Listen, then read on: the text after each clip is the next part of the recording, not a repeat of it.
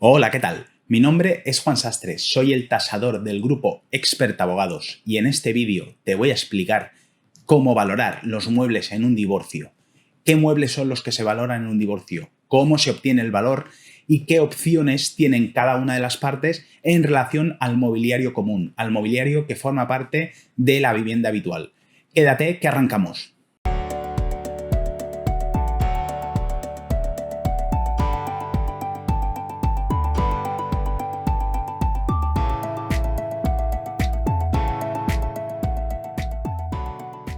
Primero de todo, ¿qué muebles son los que forman parte de un divorcio? Los que forman parte de los bienes comunes de esa pareja.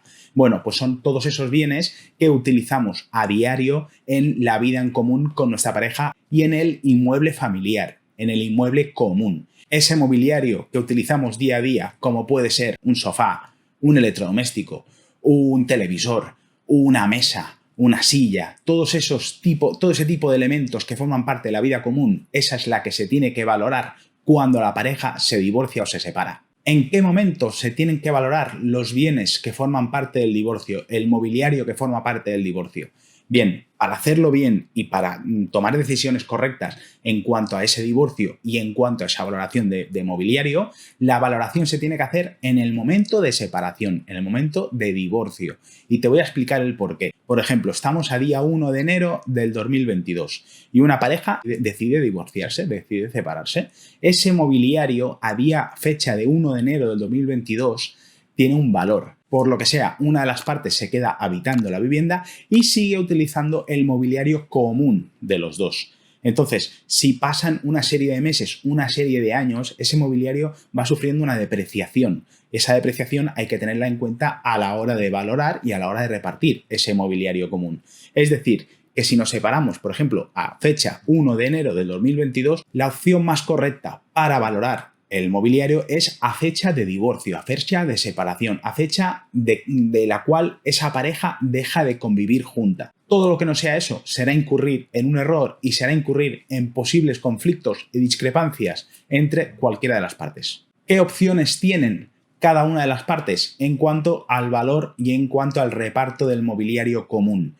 Bueno, por lo que te he dicho anteriormente, ocurre a menudo que una de las partes, uno de los dos cónyuges, se queda habitando la vivienda común hasta que se tomen decisiones, hasta que se decidan realizar los trámites del divorcio, de separación, hasta el liquidar la sociedad ganancial en caso de que hayan contraído matrimonio con gananciales. Entonces, puede ocurrir que una de las partes, uno de los cónyuges, queda habitando esa vivienda. La primera de las opciones es que se valore a fecha de separación, a fecha de divorcio, y aunque una parte siga habitando esa vivienda, ya tenemos un valor real a fecha de divorcio del mobiliario, de ese contenido que hay en vivienda. Tenemos primero un inventario tasado del mobiliario que hay común en esa vivienda, y con independencia de que una de las partes siga habitando o no el inmueble común, ya sabemos que a fecha de divorcio el inventario que había y el valor del mismo. Entonces, a la hora de liquidar esa sociedad ganancial, esa sociedad conyugal, partimos de la base de ese inventario tasado. Ya tenemos una base. Hay otra opción que es la que normalmente o comúnmente se utiliza, que es establecer un 3% en relación al valor del inmueble en concepto de la valoración del mobiliario que hay dentro de ese inmueble. Bueno, hasta cierto punto eso es una opción, puede ser válida, pero pongamos el ejemplo que uno de los muebles o uno de los cuadros que hay en el domicilio es un Dalí. Y ese cuadro, pues evidentemente, no vale un 3% del valor de la vivienda. Un Dalí puede valer un 5, un 10, un 15%. Y cuando estamos hablando de arte y joyas, la cuantía por la cual se pueden valorar esos cuadros o esas joyas, pues claro, puede diferir mucho del 3% establecido. Eso hay que tenerlo muy en cuenta, saber y valorar primero de todo, conocer qué tipo de mobiliario es el que forma parte de la vivienda y segundo, darle un valor objetivo, un valor real a fecha de separación o a fecha de divorcio. ¿Qué bienes son los que más discrepancias llegan a generar entre partes, entre cónyuges, y son los que por norma general se suelen valorar?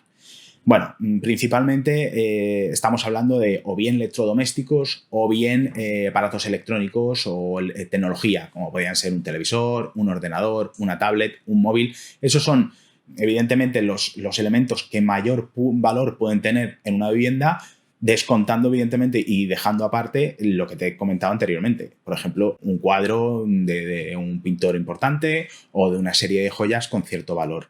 Entonces, independientemente de esas dos opciones, arte y antigüedades y joyas, ¿qué objetos son los que más valor pueden tener dentro de un domicilio estándar? Cuando digo estándar, una vivienda piso, pues bueno, pues evidentemente pues los electrodomésticos, un electrodoméstico que hayamos comprado hace medio año, pues si nos costó 400 euros, pues evidentemente habrá que aplicarle una pequeña depreciación, pero ese electrodoméstico, pues evidentemente tiene un valor. Electrodomésticos, tecnología, todo ese tipo de elementos son los que comúnmente más se valoran y, cómo no, mobiliario y contenido, sofás, muebles, objetos de valor, iluminación, elementos que forman parte de esa vida en común y que se les tiene que dar un valor. ¿Cómo se valora el mobiliario de un divorcio? Vale, pues el mobiliario de un divorcio se valora en base al tipo de mueble que es, porque no es lo mismo valorar un sofá que valorar un televisor, valorar una joya o valorar un electrodoméstico, y en base a la tipología de ese mueble se le establece una depreciación en relación a la vida útil que tiene ese mueble o ese elemento y los años que han transcurrido de esa vida útil. Pongamos un ejemplo.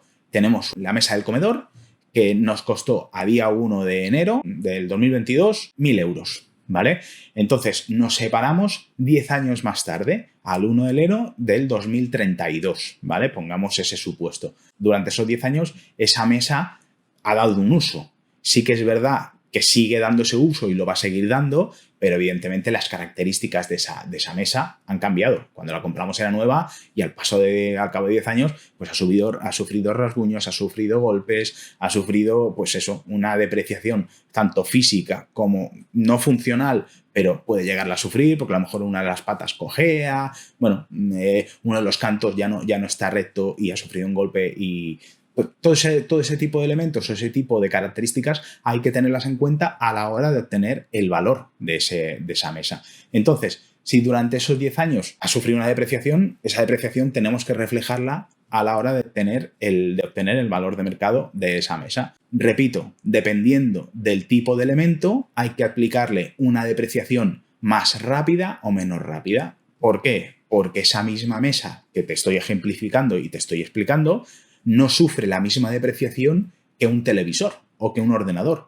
La obsolescencia que sufren aparatos electrónicos, es decir, compramos un ordenador ahora y ese ordenador dentro de 1 año y medio vale muy poco en relación a los nuevos ordenadores que están saliendo porque la tecnología avanza muy rápidamente y la depreciación y la pérdida de valor de ese ordenador es mucho más rápida que a lo mejor podría tener esa mesa que hemos puesto como ejemplo. Bien, y hasta aquí este vídeo. Si estás en un proceso de divorcio o separación y necesitas la valoración real, la valoración de mercado de los muebles que conforman la vida en común con tu expareja, puedes hacernos llegar tu consulta a través de la caja de comentarios de acá abajo o bien a través de nuestra página web www.expertabogados.com. Será un placer ayudarte. Un saludo. Gracias.